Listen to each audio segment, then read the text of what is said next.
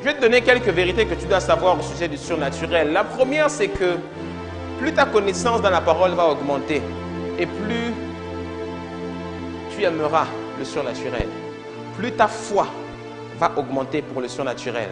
C'est pour cela que beaucoup ont du mal, vous avez du mal à connecter avec le surnaturel parce que vous n'êtes pas assis dans la parole. Il faut que vous soyez assis dans la Bible.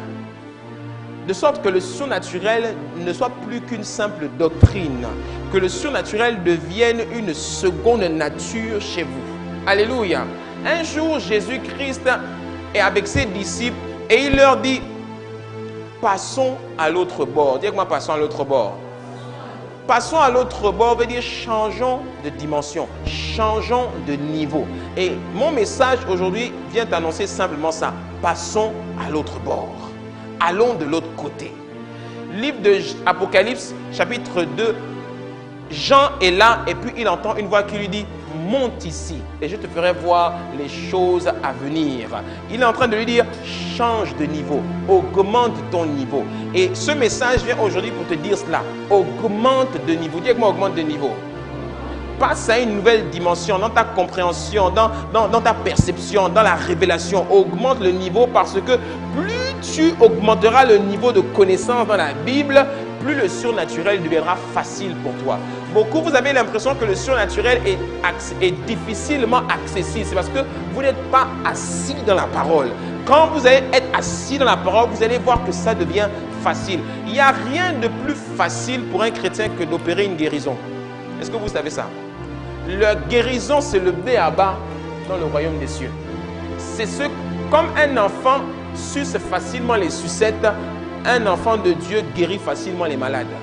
Il n'y a rien de plus basique. La guérison, l'onction de guérison n'est pas attribuée seulement au pasteur. Même si lui, il a un manteau en particulier.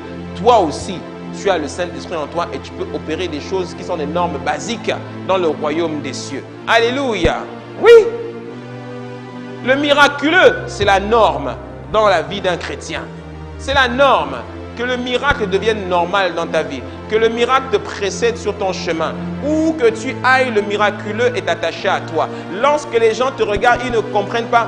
Ils sentent de loin la grâce qu'il y a sur ta vie. Que les sorciers soient confondus à cause de la dimension miraculeuse qu'il y a sur ta vie. Alléluia. Et que tout sorcier qui se lèvera pour intercéder pour ta perte, pour ta défaite, que ce soit lui-même qui tombe, que ce soit lui-même qui soit renversé, qu'il soit confondu au nom puissant de Jésus.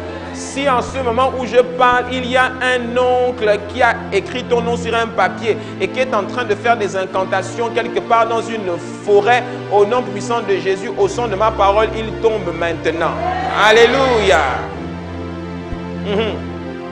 Et moi le surnaturel.